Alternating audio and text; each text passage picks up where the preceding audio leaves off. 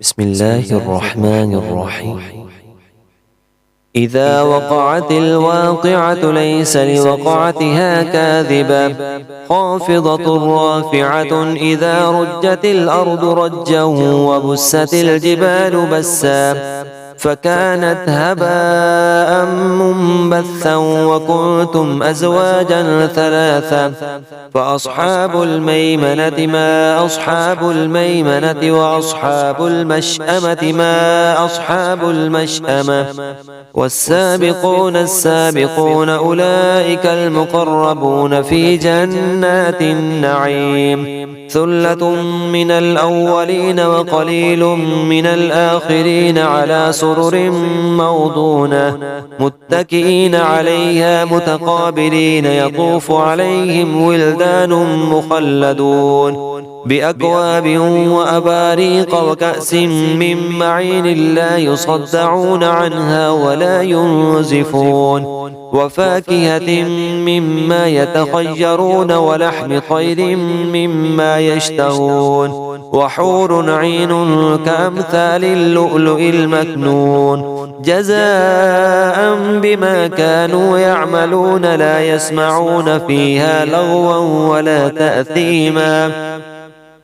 إلا قيلا سلاما سلاما وأصحاب اليمين ما أصحاب اليمين في سدر مخضود وطلح منضود وظل ممدود وماء مسكوب وفاكهة كثيرة لا مقطوعة ولا ممنوعة وفرش مرفوعة إنا أنشأناهن إنشاء فجعلناهن أبكارا عربا أترابا لأصحاب اليمين ثلة من الأولين وثلة من الآخرين وأصحاب الشمال ما أصحاب الشمال في سموم وحميم وظل من يحموم لا بارد ولا كريم إنهم كانوا قبل ذلك مترفين وكانوا يصرون على الحنث العظيم وكانوا يقولون أئذا متنا وكنا ترابا وعظاما أئنا لمبعوثون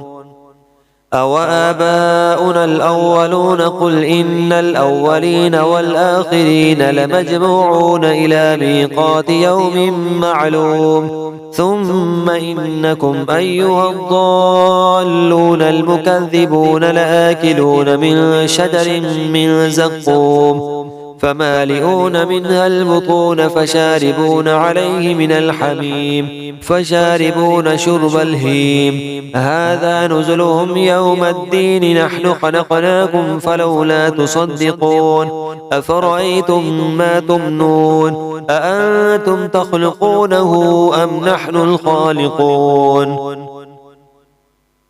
نحن قدرنا بينكم الموت وما نحن بمسبوقين على أن نبدل أمثالكم وننشئكم فيما لا تعلمون ولقد علمتم النشأة الأولى فلولا تذكرون أفرأيتم ما تحرثون أأنتم تزرعونه أم نحن الزارعون لو نشاء لجعلناه حطاما فظلتم تفكهون إنا لمغرمون بل نحن محرومون أفرأيتم الماء الذي تشربون أأنتم أنزلتموه من المزن أم نحن المنزلون لو نشاء جعلناه أجاجا فلولا تشكرون أفرأيتم النار التي تورون أأنتم أنشأتم شجرتها أم نحن المنشئون نحن جعلناها تذكرة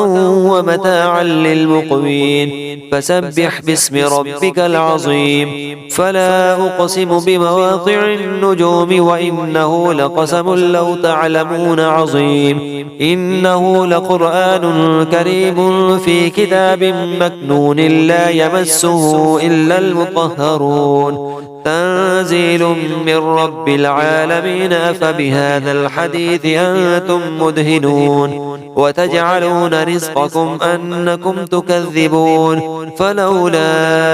إذا بلغت الحلقوم وأنتم حينئذ تنظرون ونحن أقرب إليه منكم ولكن لا تبصرون فلولا إن كنتم غير مدينين ترجعونها إن كنتم صادقين فأما إن كان من المقربين فروح وريحان وجنة نعيم وأما إن كان من أصحاب اليمين فسلام لك من أصحاب اليمين وأما إن كان من المكذبين الضالين فنزل من حميم وتصلية جحيم إن هذا لهو حق اليقين فسبح باسم ربك العظيم.